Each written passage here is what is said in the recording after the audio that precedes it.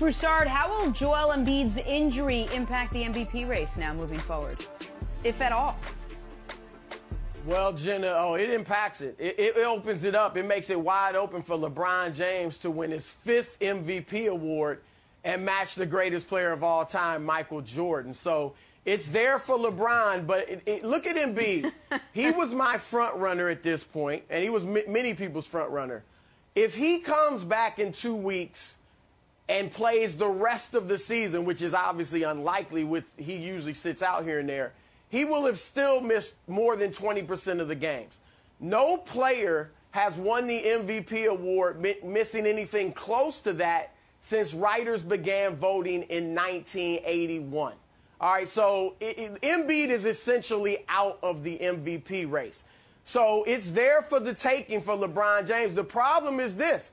The Lakers have only been 8-7 this season without Anthony Davis. Davis is out the next 2 weeks as well. If LeBron can lead them on a nice run without AD, he could put himself squarely in first place. They've lost 6 of their last 9, though, without Anthony Davis. So LeBron's got to pick it up and get the Lakers going without AD. Now, if Nick were a voter, which he's not, he would say that James Harden is not in this race. All right, James Harden is LeBron's biggest challenger at this point. But Nick says the way he left Houston disqualifies him from the race. Now, I'll give Nick this. If we were voting for president of the Glee Club or a leader of the church choir, I might be with him. Okay, but this is about hoop.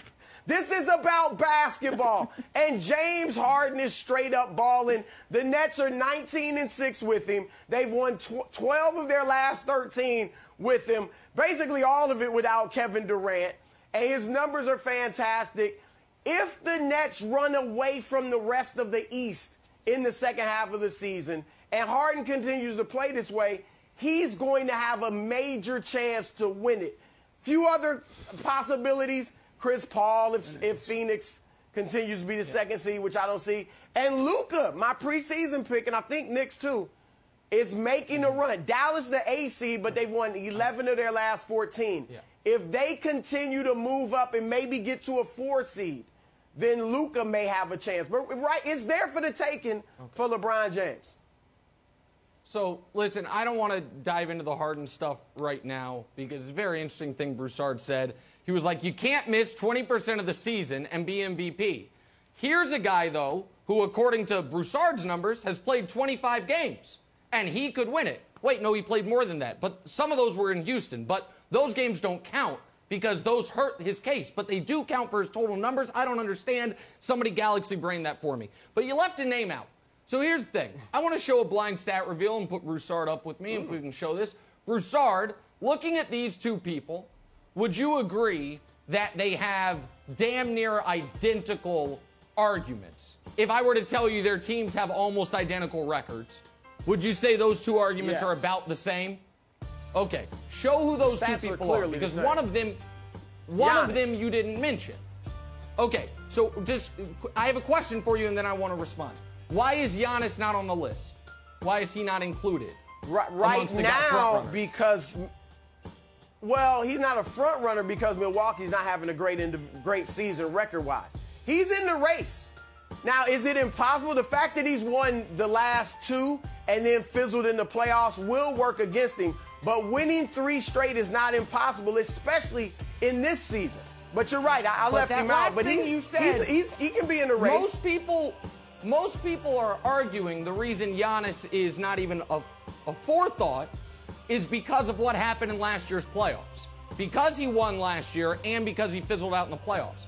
And if that is going to work against Giannis, I asked Chris Broussard, our esteemed MVP voter, if last year's playoffs can work against someone, why are they not allowed to work for someone? So last year in the playoffs, LeBron was amazing. We can't talk about it. It's a regular season this year award. Last year in the playoffs, Giannis stunk. We have to talk about it, even though it's a regular season I'm confused. So the playoffs from last year count negatively against Giannis, and the fact that he won it last year counts negatively against Giannis. But LeBron, The fact that he didn't win it and hasn't won it in 7 years can't count for him. And the fact that he was the best player in the playoffs can't for him. It just seems odd to me. Can you explain that as a voter? Because I'm not a voter. Yes. So I don't know what you guys talk about in Yes. your meetings. Explain it to me, please. You know good and well we don't have meetings. But anyway, it's not just that LeBron or Giannis won it last year. It's that he won it the last 2 years. Okay? He won the MVP the last 2 years and fizzled out in the playoffs both times. Now, for some voters, it may not be a factor. If the Milwaukee Bucks came out and were winning at the pace they won that last year, Giannis would be right there in the race. I guarantee you. They were on a 70-win pace last year. They're not this year. They're third in the East. That's the problem. It's the same reason LeBron doesn't have more than 4. Because when he was in Cleveland his second go-round, they won 52 games, 50 games. Like, he coasted. The team didn't play as well in the regular season. And regular season record is a factor.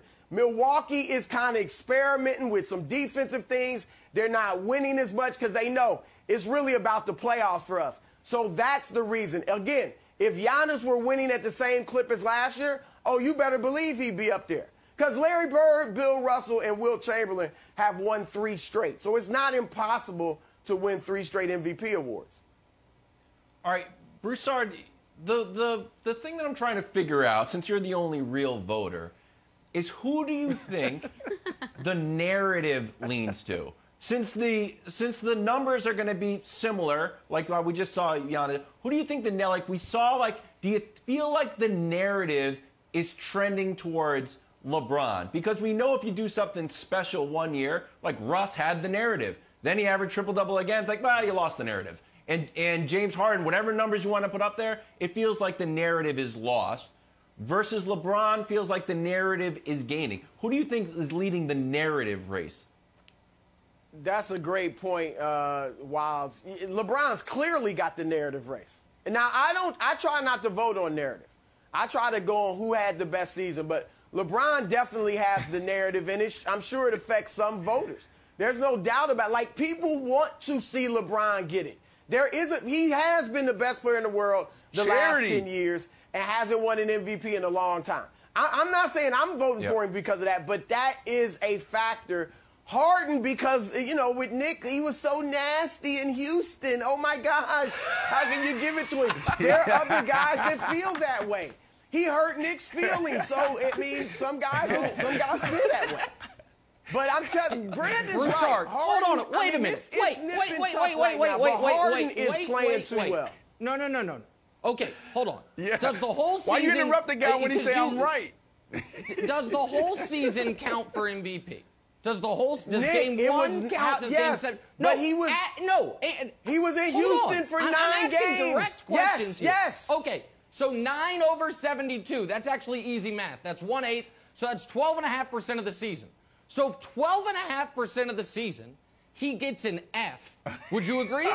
He doesn't get an F. Well, his first game, he had Houston. 44. He was valuable. And his They first lost. 3 games, he was balling. And they so were if 1 you and want 2. to say what, and they were 5, 1 and 2, and 5 you or just 6? told me no. Okay, so over you 3-game how stretch, winning you're holding really against matters. him. If I'm 5, saying, hold on. If here's you want to I'm hold holding those against 5 him. or 6 games against, No, okay, it's 9 they games. were 1 and 2 in Houston, with him balling. He was not valuable. No. Stop it, Nick. This is ridiculous. Guys, you've got to answer this question. All Wait, right. hold on. Wait. What? You've got to Okay, answer this question. a 9-game stretch, what'd they go? Jenna, hold on. Was he valuable to Houston? Yes or no? Yes. Okay. All right. Because when he played hard, crazy. when he played hard, when he played James hard, Harden, they won. he's going to win the Man of the Year for Houston this year. I buy that. 12.5% of the season, he was a 0. It's 9 games. All right. Thanks for watching. Subscribe here to get the latest from the show. Also, be sure to check out more of the best clips from First Things First, or go watch a few segments from our other shows on FS1.